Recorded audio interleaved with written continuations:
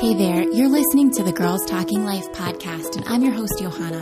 If you're like me, you love time with friends. I always leave feeling encouraged, inspired to try something different, or I've learned something new. So why not continue to grow even when we can't be with our girlfriends?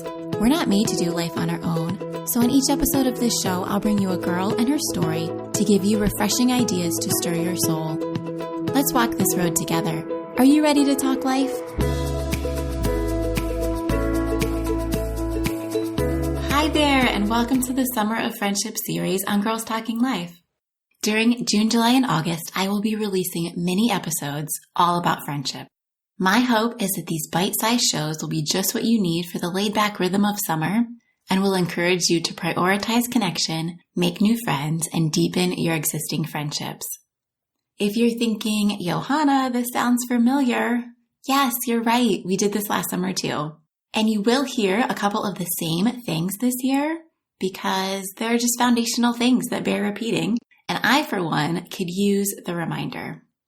If you are tuning in looking for my traditional interview style show, there are over 100 past episodes for you to dive into. And be assured I will be back with all new conversations this fall. I have some truly amazing women lined up, and I'm excited to bring you their stories. Over the last few years, maybe even longer, I have been drawn to the topic of community, friendship, and gathering. Why they matter, why they're hard, and how to be better at them. And here's why. I remember feeling lonely for the very first time early on in my marriage. My husband and I were just out of college, working our very first job, saving to buy a house. And we'd see friends once in a while, but it was nothing like being in school or college, seeing friends constantly, living in a dorm room or having 5 roommates. That built-in community that I was so used to was just gone. My husband Joe and I were doing well, our marriage was strong, but I was deeply missing my friendships. I can remember we would have friends over and I would have my girl time bucket filled, the tiniest amount. It was like getting a whiff or a bite of your favorite food, but not being able to fully enjoy it and be satisfied. And I don't think I could have articulated what I was feeling then or that my need for connection wasn't being met. But as our married life continued to unfold and we started to have children, God intervened in this big way, and I was gifted a sweet community of women. We moved to a new city to be part of a church that our friends were planting. And in that season, I learned what biblical community really looked like, what doing life together means. I was introduced to amazing hospitality, and I was socially fulfilled in a way that I hadn't been for a really long time. And it was then that I was able to look back and name what I had been missing in those earlier years. Like most seasons of life, that one sadly came to an end, but God taught me so much through that church community. Not only did I grow exponentially in my faith, but I learned how to be a better friend.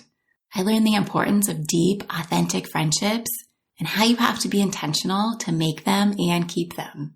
I learned that while my husband is the most important person in my life, aside from Jesus, he can't fill all of my needs. Laura Tremaine, in her new book, The Life Counsel, writes about feeling intense loneliness early in her marriage when she was expecting her husband to be everything for her. And I think I fell into that same trap. She says her marriage improved once she realized that her husband wasn't her best friend. Well, my husband Joe is certainly my friend. I would call him my best friend, although Laura wouldn't agree with my terminology. I love spending time with him, but he can't be a good girlfriend to me. So I practice the art of friendship, spending time, being authentic with the women God has put in my life. I often do the inviting and sometimes the hosting, and my hope is to encourage you to do the same. I want us all to cultivate community, create meaningful connections, and build lasting friendships. So this series is based on what I've been learning from God's Word, research I've been studying, and my own experiences. And I've also invited my sweet friend, Jill E. McCormick, to join us. Jill was a guest on episode number 102, sharing her story of entering into the invitation of God's grace and how we can move from being try-hard girls to being grace girls. If you haven't heard that one, definitely go back and listen. Jill is the host of the Grace in Real Life podcast and the writer behind JillEMcCormick.com. Spaces, where she shares common sense grace with a try-hard girl who wants her faith to intersect with her real and full life. Jill lives in South Texas with her high school sweetheart, now husband Ryan, their 2 daughters, and 1 Vizsla puppy. I love the message that Jill is putting into the world, and she has become a dear friend to me. So of course, I wanted you to get to know her too. Jill will guest host for a few episodes during this series to share her wisdom and experience. You'll be hearing from her in just a few weeks. We're going to talk about things like God's heart for community, the health benefits of friendship, how your Enneagram type impacts your friendship style, what to do when you feel too fragile, digging in deeper with current friends, and so much more. Finally, to go along with this series, I'm hosting a summer friendship challenge. If you're ready to dig in with intentionality this summer, I would love for you to jump in. Each week of the challenge, you'll get an email where we will give you a small, practical action step to help you be intentional with this area of your life. Why a challenge, you might ask? Why is this important? Well, we aren't typically changed by information.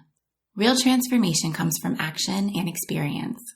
So I implore you to take action this summer and join the challenge. If you're already subscribed to the GTL newsletter, you'll get these weekly challenge emails. If you're not a subscriber, find the link to sign up in the show notes. I can't wait to spend the summer with you growing in our friendships.